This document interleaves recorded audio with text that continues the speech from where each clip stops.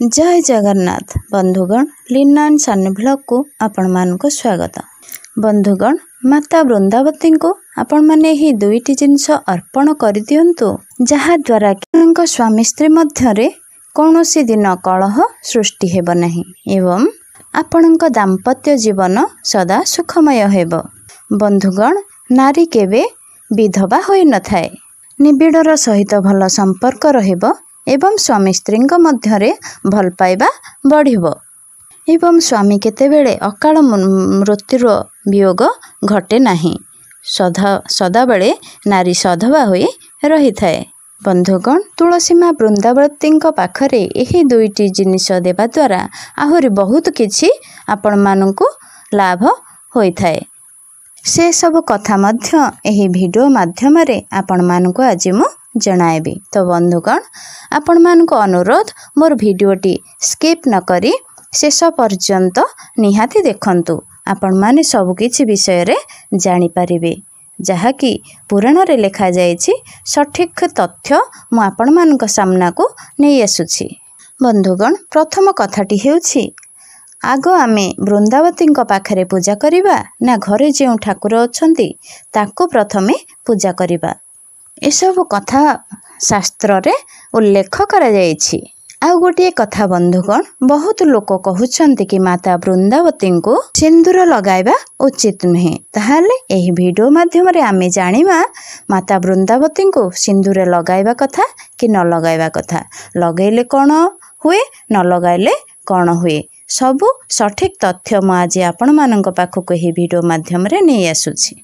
कौन कले आमे कदापि विधवा हेबा नहीं, शास्त्र रे कौन उल्लेख अछि आसंतु एही वीडियो माध्यम रे सब किछि जानि परिबा। तेबे बंधुगण चलंतु जानिमा प्रकृति रहस्य कौन रहिछि, विष्णु पुराण रे कौन उल्लेख अछि। गोटे दिन नारद मुनि एही पृथ्वी पृष्ठ रे आसी भ्रमण करुथांते। भ्रमण करने समय रे भगवान श्रीहरि पाखरे जाए नारद मुनि पहुँचिले एवं से श्रीहरि को कहले कि प्रभु मु पृथ्वी पृष्ठ लोक मानक पाखक जाइथिली एवं सेठारे मु देखिली कि बहुत नारी विधवा होई जाइछंती एवं से माने प्रत्येक दिन मन दुखरे रहुछंती एवं केबे भी से माने खुशी एवं आनंद होई पारु नाहंती एवं से माने बहुत कष्ट मध्य पाउछंती। एहार कारण कौन रहिछि प्रभु?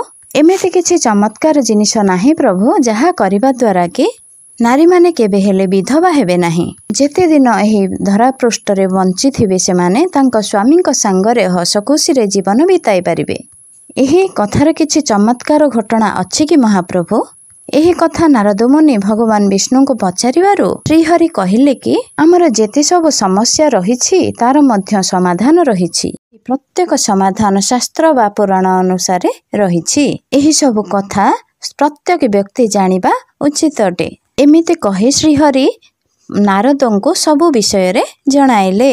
प्रथमे आपण मने रखंतु शास्त्र अनुଯାयी जे कोनोसी कथा एवं नियम अनुसार जदि आमे निष्ठार सहित पालन करिथाओ ताहा हेले केबे हेले भी आमको दुर्घटना एवं अघटनर सम्मुखीन हेबाको पड़ी न थाए। तबे केबे भी एमिति दृश्य आम नयन रे देखिबा नहीं जहाको आमे घृणा करुथिबा। आम मन रे केवल स्वयं नारायणंकर वास होइबो। प्रकृत रे जदि आपण माने शास्त्र अनुसार प्रत्येक काम कार्य करिथांती तेबे चलंतु एबे जानिबा आमे प्रकृत रहस्य कोन रहिछि जहाँकि श्रीहरि नारदंको कहिथिले। तापरे श्रीहरि नारदंको धरी पृथ्वी पृष्ठ को आसिले। तांको देखेले कि जणे मुनि वास करुथिले जो मुनि तांको पत्नी को बहुत घृणा करुथिले एवं से मुनि बहुत विद्वान एवं ज्ञानी मध्य थिले। से तपस्या बल रे सब किछि सिद्धि लाभ करिसंती बा लाभ करि पारंती। तपस्या बल रे भगवान को डाकी मध्य तांकर आशीर्वाद नै पारुछंती किंतु तांकर एते ज्ञान एवं अहंकार बढ़ीगला जे से तांकर निज पत्नी को बहुत घृणा करिबाकु लागिले। से मुनिंकर पत्नी बहुत भल थिले, केवल से माता वृंदावती को ही पूजा अर्चना करुथिले। एमिति हेउ हेउ बहुत दिन बीतीगला। तांको स्वामी को अत्याचार दिन को दिन बढ़िबार लागिला। तांकर घृणा मध्य दिन को दिन तांको पत्नी प्रति बढ़िबाकु लागिला। मुनिंक पत्नी कौन करुथिले ना शेषरे माता तुलसी सम्मुखरे जाए बसी मन दुख करी क्रंदन मध्य करुथिले ଏମିତି ହଉ ହଉ କିଛି ଦିନ ବିତିଗଲା। ଶେଷରେ ମାତା ବୃନ୍ଦାବତୀ ତାଙ୍କର ଦୁଃଖ ସହି ନ ପାରି ଆସି ତାଙ୍କୁ ସ୍ୱୟଂ ଦେଖାଦେଲେ ଏବଂ ମାତା ବୃନ୍ଦାବତୀ କହିଲେ, କ'ଣ ଅଛି ଦୁଃଖ ତୋର, କହ ମୋତେ, ମୁଁ ତୋର ସବୁ ଦୁଃଖକୁ ହରଣ କରିନେବି। ମୁନିଙ୍କ ପତ୍ନୀ ମାତା ବୃନ୍ଦାବତୀଙ୍କୁ ସମ୍ମୁଖରେ ଦେଖି ବହୁତ ଆନନ୍ଦ ହୋଇଗଲେ ଏବଂ ମାତାଙ୍କୁ ପ୍ରଣାମ କଲେ। ପ୍ରଣାମ କରି କହିଲେ, ମାତା, ମୁଁ ଆଜି ଧନ୍ୟ ହୋଇଗଲି ଆପଣଙ୍କ ଦର୍ଶନ ପାଇ। ମାତା ବୃନ୍ଦାବତୀ କହିଲେ, ତୋର କ'ଣ ଅସୁବିଧା ଅଛି କହ ମୋତେ, ମୁଁ ତୋର ଦୁଃଖ ଦେଖିପାରୁନାହିଁ, ମୁଁ ତୋର ଦୁଃଖ ହରଣ କରିବାକୁ ଆସିଛି। ମୁନିଙ୍କ ପତ୍ନୀ କହିଲେ, ମାତା, ମୋର କିଛି ଧନ ସମ୍ପତ୍ତି ବୈଭବ କିଛି ବି ଆବଶ୍ୟକ ନାହିଁ। ମୋର କେବଳ ମୋ ପତିଙ୍କର ଭଲ ପାଇବା ଏବଂ ଆଦର ସ୍ନେହ ଦରକାର। ଯେ ପୂର୍ବପରି ମୁଁ ଯେପରି ତାଙ୍କର ସ୍ନେହ ଆଦର କରୁଛି, ସେହିପରି ମୋ ସ୍ୱାମୀ ମୋତେ ମଧ୍ୟ ସ୍ନେହ ଆଦରରେ ତାଙ୍କ ବାହୁବନ୍ଧନରେ ବାନ୍ଧି ରଖିବେ। ମୁଁ ଏତିକି ହିଁ ଚାହୁଁଛି ମାତା, ଏତିକି ହିଁ ଆଶୀର୍ବାଦ ମୋତେ ଦିଅନ୍ତୁ ମାତା। କିନ୍ତୁ ମାତା ବୃନ୍ଦାବତୀଙ୍କ ପାଖରେ ସବୁ କିଛି ଥିଲା, କିନ୍ତୁ ଏହି ଗୋଟିଏ ଆଶୀର୍ବାଦ ହିଁ ନଥିଲା। ମାତା ବୃନ୍ଦାବତୀ କହିଲେ, ମୁଁ ତୋତେ ନିଶ୍ଚିତ ଆଶୀର୍ବାଦ କରିବି କି ତୋର ସବୁ କିଛି ବିପଦ ଟଳିଯାଉ। ଏମିତି କହି ମାତା ବୃନ୍ଦାବତୀ ସେହି ସ୍ଥାନରୁ ଅନ୍ତର୍ଧ୍ୟାନ କରିଲେ। ମାତା ବୃନ୍ଦାବତୀ ଏକତ୍ର ହୋଇ ବସି ମନ ଦୁଃଖରେ ରହିଲେ। ତାପରେ ଶ୍ରୀ ହରି ତାଙ୍କ ପାଖକୁ ଗଲେ। ମାତା ବୃନ୍ଦାବତୀଙ୍କୁ କ'ଣ ହୋଇଛି ପଚାରିଲେ। ମାତା ବୃନ୍ଦାବତୀ ମଧ୍ୟ କିଛି କହିଲେ ନାହିଁ। ମାତା ବୃନ୍ଦାବତୀଙ୍କୁ ବହୁତ ଖରାପ ଲାଗିଥିଲା କି ଯେକୌଣସି ଭକ୍ତ ମାତାଙ୍କୁ କୌଣସି ମାଗିଲେ ଆଶୀର୍ବାଦ ତାଙ୍କୁ କରିପାରୁନାହାନ୍ତି। ମାତା ବୃନ୍ଦାବତୀ ଶ୍ରୀହରିଙ୍କୁ କିଛି ନ କହିବାରୁ ଶ୍ରୀହରି ସେଠାରୁ ଚାଲିଗଲେ। ତାପରେ ମାତା ଲକ୍ଷ୍ମୀ ସେଠାକୁ ଆସିଲେ। କାରଣ ମାତା ବୃନ୍ଦାବତୀ ଏବଂ ମାତା ଲକ୍ଷ୍ମୀ ଗୋଟିଏ ଭବନରେ ହିଁ ରହୁଥିଲେ। ଆପଣମାନେ ତ ଜାଣିଛନ୍ତି, ମାତା ଲକ୍ଷ୍ମୀ ଏବଂ ବୃନ୍ଦାବତୀ ନାରାୟଣଙ୍କର ହିଁ ପତ୍ନୀ। ମାତା ବୃନ୍ଦାବତୀ ଏବଂ ତୁଳସୀଙ୍କ ମଧ୍ୟରେ କେବେ ଭଲ ପାଇବା ନଥିଲା କି କେହି କାହାକୁ ଭଲ ପାଆନ୍ତି ନାହିଁ। ମାତା ଲକ୍ଷ୍ମୀଙ୍କୁ ସେହି ଠାବରେ ଦେଖି ମାତା ବୃନ୍ଦାବତୀ ତ ଏମିତିରେ ତାଙ୍କ ମନ ଭଲ ନଥିଲା, ତାଙ୍କ ଉପରେ ରୁଷ୍ଟ ହୋଇ ସେହି ଠାବରୁ ବହୁତ ଦୂରକୁ ମାତା ବୃନ୍ଦାବତୀ ଚାଲିଗଲେ। ଆଉ କିଛି କ୍ଷଣ ପରେ ଶ୍ରୀହରି ଘରକୁ ଆସିଲେ ଏବଂ ମାତା ଲକ୍ଷ୍ମୀଙ୍କୁ ପଚାରିଲେ କି ମାତା ତୁଳସୀ କୁଆଡ଼େ ଗଲେ। ମାତା ଲକ୍ଷ୍ମୀ କହିଲେ, ମୁଁ ତାଙ୍କ କଥା ଜାଣିନାହିଁ। ଶ୍ରୀହରି ମାତା ଲକ୍ଷ୍ମୀଙ୍କ ପାଖରୁ ଆସି ବୃନ୍ଦାବତୀଙ୍କୁ ଖୋଜିବାକୁ ଲାଗିଲେ। ମାତା ବୃନ୍ଦାବତୀ କେଉଁଠାକୁ ଚାଲି ଯାଇଛନ୍ତି ତାଙ୍କୁ ଖୋଜିବାକୁ ଲାଗିଲେ। ବହୁତ ଆଡ଼େ ଖୋଜିଲେ, କିନ୍ତୁ ମାତା ବୃନ୍ଦାବତୀଙ୍କୁ ଶ୍ରୀହରି ପାଇଲେ ନାହିଁ। ଯେହେତୁ ମାତା ବୃନ୍ଦାବତୀଙ୍କ ଦ୍ୱାରା ଯେକୌଣସି ସମସ୍ୟା ଆମର ଖଣ୍ଡନ ହେଉଛି ନା, ଏମିତି ହେଉ ହେଉ 2-3 ଦିନ ବିତିଗଲା। ମାତା ବୃନ୍ଦାବତୀ ନଥିବା ଦ୍ୱାରା ବହୁତ ଲୋକଙ୍କର କିଛି ନା କିଛି ସମସ୍ୟା ବଢ଼ିବାକୁ ଲାଗିଥିଲା। ଏକଥା ଦେଖି ଶ୍ରୀହରି ଦେଖି ଭାବିବାକୁ ଲାଗିଲେ କି ବୃନ୍ଦାବତୀ ଏବଂ ମାତା ଲକ୍ଷ୍ମୀଙ୍କ ଭିତରେ କିଛି ରୁଷ୍ଟ ହୋଇନାହିଁ ତ, ସେଥିପାଇଁ ମାତା ବୃନ୍ଦାବତୀ ବହୁତ ଜୋରରେ ରାଗି କେଉଁଠାକୁ ରୁଷି ଚାଲି ଯାଇଛନ୍ତି। ଏହାପରେ ଶ୍ରୀହରି ଭାବିଲେ, ଯଦି ମାତା ବୃନ୍ଦାବତୀଙ୍କୁ ନ ଖୋଜି ନ କଢ଼ାଯିବ ତାହେଲେ ଏହି ଦୁନିଆରେ ବହୁତ ସମସ୍ୟା ବଢ଼ିଯିବ। ଏବେ ତ ଯେତିକି ସମସ୍ୟା ହେଲାଣି ଆହୁରି ବହୁତ ସମସ୍ୟା ବଢ଼ିଯିବ। ସେଥିପାଇଁ ଶ୍ରୀହରି ମାତା ବୃନ୍ଦାବତୀଙ୍କୁ ଖୋଜିବାକୁ ଲାଗିଲେ। ଶ୍ରୀହରି ଯେତେବେଳେ ମାତା ବୃନ୍ଦାବତୀଙ୍କୁ ଖୋଜି ଖୋଜି ଯାଉଥିଲେ, ସେତେବେଳେ ମାତା ବୃନ୍ଦାବତୀଙ୍କୁ ଗୋଟିଏ ସ୍ଥାନରେ ଦେଖିବାକୁ ପାଇଲେ, ଯେଉଁଠିକି ଆମେ ବହୁତ ଗୁଡ଼ାଏ ତୁଳସୀ ଗଛ ଲଗାଇଥାଉ। ସେଠାରେ ମାତା ବୃନ୍ଦାବତୀ ଅଛନ୍ତି। କୁହାଯାଏ କି ତୁଳସୀ ବଗିଚା, ସେହି ବଗିଚାରେ ମାତା ବୃନ୍ଦାବତୀ ଅଛନ୍ତି। ଯେତେ ଶ୍ରୀହରି ବୁଝାଇଲେ ମାତା ବୃନ୍ଦାବତୀଙ୍କୁ, ଚାଲ ଆମ ଭବନକୁ ଫେରିଯିବା, କିନ୍ତୁ ମାତା ବୃନ୍ଦାବତୀ ମନା କରିଦେଲେ। ଶ୍ରୀହରି କହିଲେ, ବହୁତ ଲୋକଙ୍କର ସମସ୍ୟା ବଢ଼ିଯାଉଛି, ତେଣୁ ତମେ ଚାଲ ଆମ ଭବନକୁ ଫେରିଯିବା।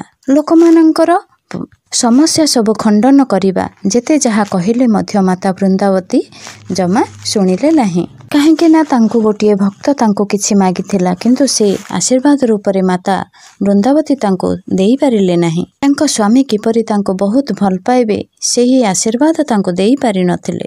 ତାପରେ ଶ୍ରୀହରିଙ୍କ କଥା ନ ଶୁଣି ମାତା ବୃନ୍ଦାବତୀ ନ ଯିବାରୁ ଶ୍ରୀହରି କ'ଣ କଲେ ନା, ମାତା ଖୁସି ହେବା ପାଇଁ ତାଙ୍କ ମଥାରେ କିଛି ସିନ୍ଦୁର ଆଣି ଶ୍ରୀହରି ଲଗାଇଲେ ଏବଂ ମନ୍ତ୍ର ପୂଜା ପାଠ କରି ଶ୍ରୀହରି ତାଙ୍କ ମୁଣ୍ଡରେ ସିନ୍ଦୁର ଦେବା ଦ୍ୱାରା ମାତା ବୃନ୍ଦାବତୀ ଖୁସି ହୋଇଗଲେ ଏବଂ ତାଙ୍କ ସାଙ୍ଗରେ ଯିବା ପାଇଁ ବାହାରିଲେ। ଯେଉଁ 4 ଦିନ ମାତା ବୃନ୍ଦାବତୀ ଆସି ଲୁଚି ରହିଥିଲେ, ସେହି 4 ଦିନକୁ ଧରି ଶ୍ରୀହରି ଆଶୀର୍ବାଦ ଦେଲେ କି ଯେଉଁ ମନୁଷ୍ୟ ତୁମ ମଥାରେ ଟୀକା ଲଗାଇବ, ସିନ୍ଦୁର ଟୀକା, ଏବଂ ଯେକୌଣସି ମନୁଷ୍ୟ ତୁମକୁ ଖୁସିରେ ଯଦି କିଛି ଅର୍ପଣ କରିବ, ତା ଦ୍ୱାରା ତାଙ୍କ ଜୀବନରେ କୌଣସି ବି ସମସ୍ୟା ରହିବ ନାହିଁ। स्वामी स्त्री मध्यरे भल संपर्क मध्य गढ़ी उठिब।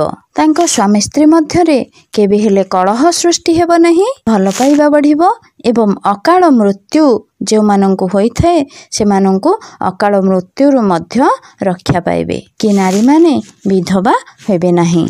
एहीपरि भावरे दुईटी आशीर्वाद देले। सेही आशीर्वाद देखि माता वृंदावती बहुत खुशी होई गले एवं श्रीहरिंक सांगरे भवन को आसिले। सेथिपाई माता वृंदावती पाखरे एही आशीर्वाद रहीगला, जहाँकि श्रीहरि माता वृंदावती को एही आशीर्वाद देथिले। माता वृंदावती सेही क्षणी सेही मुनि पत्नी पाखक आसी भेटिले एवं तांको आशीर्वाद कले एवं जहा द्वारा कि तांको पति पत्नी मुनि पति एवं पत्नी मध्यरे भल पाइबा बढ़िबाकू लागिला एवं सुसंपर्क स्थापन हैला।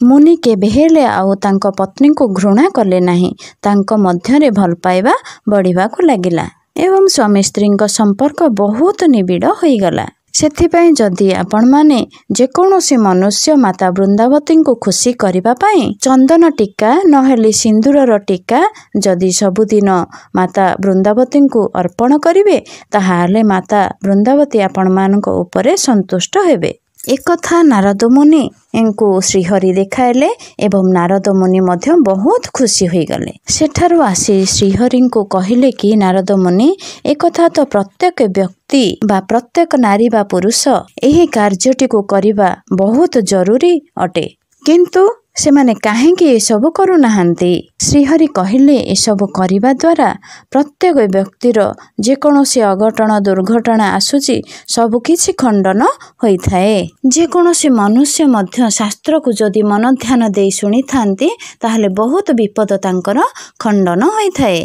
एसबु श्रीहरि नारद को बुझाइले एवं नारद मध्य एसबु कथा शुणी खुशी होई गले। जेकोसी मनुष्य जदि एही शास्त्र एवं पुराण रु जदि जेकोसी ज्ञान को आहरण करी ताको प्रयोग मध्य करिवो ताहा द्वारा तार बहुत मंगल होइबो। काहेकि ना से जदि जेकोसी ज्ञान आहरण करिवो ताको जदि प्रयोग सठिक भाबरे प्रयोग करिवो से तार जीवन रे बहुत पुण्य अर्जन करिवो। एमिति भाबरे नारद मुनि मध्य आशीर्वाद करिथिले। तो बंधुगण आज मोर यह भिडियोटी आपण मानक किपरि लागिला कमेंट माध्यम रे निहाती जणाइबे। और जो माने मोर भिडियो रे नुआ अछंती मोर भिडियोटी को सब्सक्राइब करंतु और लाइक शेयर करिया को जमा भी भूलिबेनी। रहुछि बंधुगण, जय जगन्नाथ, जय श्रीहरि, जय माता तुलसी, जय लक्ष्मी नारायण।